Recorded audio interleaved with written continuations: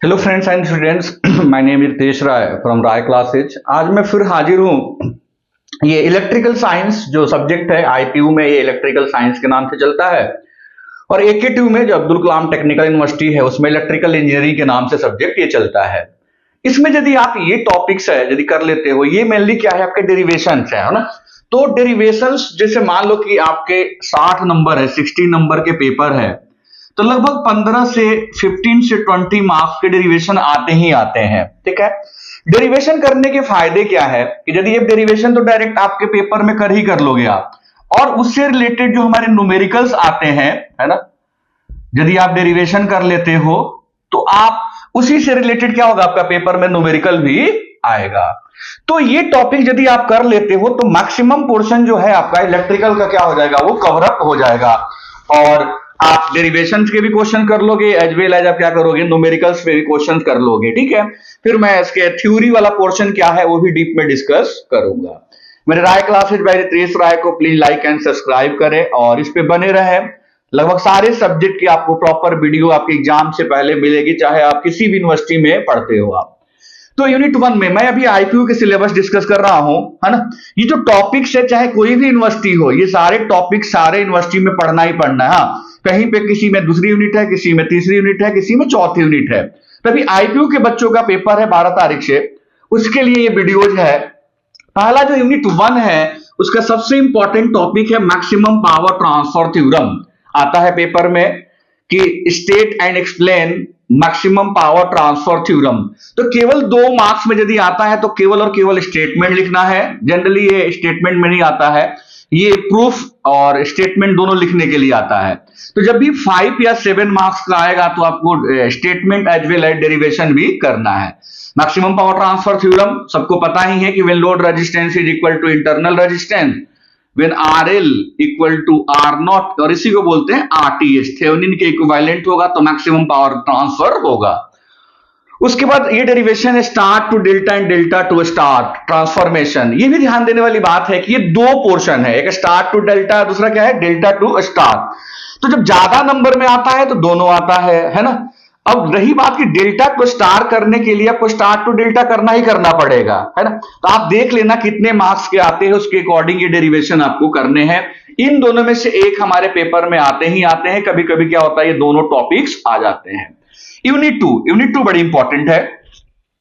Average power proof करने के लिए आता है कि in the case of purely inductive या purely capacitive prove that average power is equal to 0, या तो प्योरली इंडक्टिव के लिए या तो प्योरली कैपेसिटिव के लिए।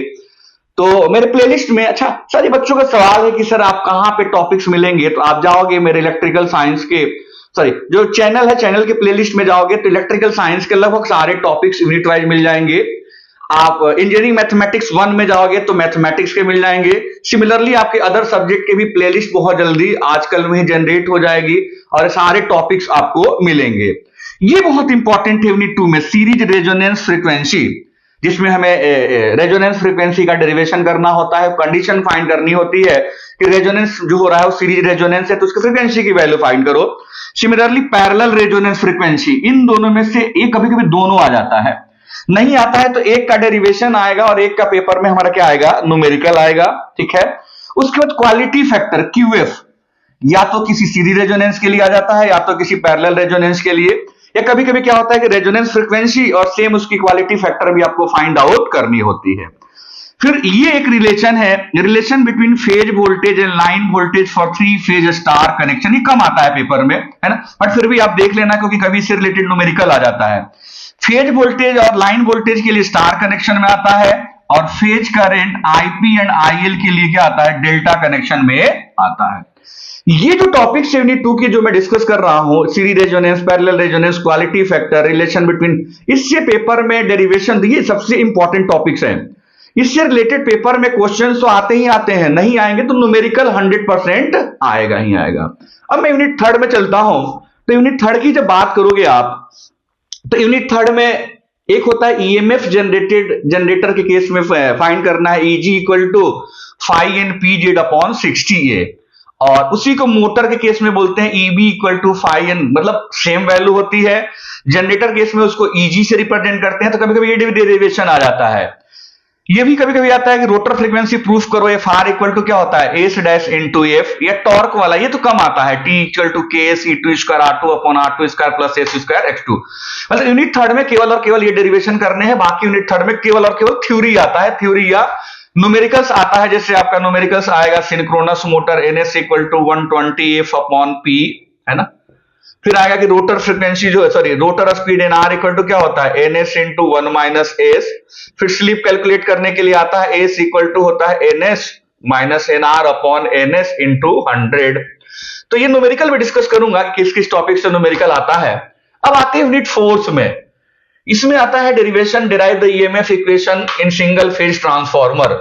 सिंगल फेज ट्रांसफार्मर के लिए ईएमएफ इक्वेशन की वैल्यू फाइंड करनी, इसको बोलते हैं E equal to 4.44 F N five. कभी कभी इस क्वेश्चन को घुमा देता है कि आप ये फाइंड करो relation between EMF and flux, तो यही रिलेशन होता है। फिर लास्ट डेरिवेशन है, टोटल 10 डेरिवेशन है इलेक्ट्रिकल में।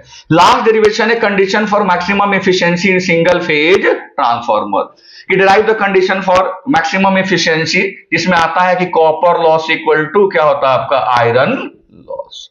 ठीक है, ये डेरिवेशन आता है। तो ये सारे डेरिवेशन पहले यूनिट में फिर कर दूं, maximum power star to delta, delta to star. Second unit में एवरेज पावर 0 होता है। एल और सी के केस में series resonance, parallel resonance, quality factor, relation between phase voltage line voltage for star connection, phase current and line current delta connection. Unit third में E G equal to 5n PZ upon 60a, इसको generated EMF बोलते हैं। Unit fourth में चले जाओ, EMF equation in single phase transformer और condition for maximum efficiency in single phase transformer. ये क्या हो गए, ये पोर्शन आपके derivation as well as numerical दोनों को कवर करेंगे। जैसे कंडीशन फॉर मैक्सिमम एफिशिएंसी, तो पहले आपको एफिशिएंसी फाइंड करना होगा। एफिशिएंसी होती क्या है, एफिशिएंसी होती है ratio of output power to the input power. Input power क्या लिखते हैं, आउटपुट पावर प्लस लॉसेज। तो आप वहां से जाओगे तो एक्सप्रेशन जो आता है eta equal to X V two I two cos phi upon X V two I two cos phi plus P I plus X square P C. X जो होता है डिपेंड करता है कि लोड क्या है, हाफ लोड होगा तो 1/2, फुल लोड होगा तो 1। V2I2 आपके output voltage corresponding output current है, cos पाई पावर फैक्टर है, PI आयरन लॉसेज है और PC क्या है आपका कॉपर लॉस है। मेरे कहने का मतलब है कि यदि इन डेरिवेशनों कर लेते हो तो इलेक्ट्रिकल का मैक्सिमम पोर्शन आपका सॉल्व हो जाएगा। नेक्स्ट वीडियो जो होगा आपको थ्योरी से रिलेटेड कौन कौन से थ्योरी है ना, आपको मैं 20 क्वेश्चन, केवल एक 20 क्वेश्चंस का वीडियो होगा, उन 20 क्वेश्चंस को आप कर लेना। जैसे मान लो 10 क्वेश्चन ये हो गए, 12 क्वेश्चन या 10 क्वेश्चन और थ्योरी का मैं बता दूंगा, फिर सारा सिलेबस जो आपका इलेक्ट्रिकल साइंस का क्या हो जाएगा, कवर हो जाएगा। तो नेक्स्ट में मैं थ्योरी के टॉपिक लेकर के आऊंगी। थ्योरी यूनिट 1 में थ्योरी क्या पूछा जाता है, यूनिट 2 में क्या पूछा जाता है, यूनिट 3 में क्या पूछा जाता है और यूनिट 4 में क्या पूछा जाता है। फिर हम करस्पॉन्डिंग आपके यूनिट वाइज टॉपिक लेकर के आएंगे। ओके बच्चों, थैंक यू सो मच।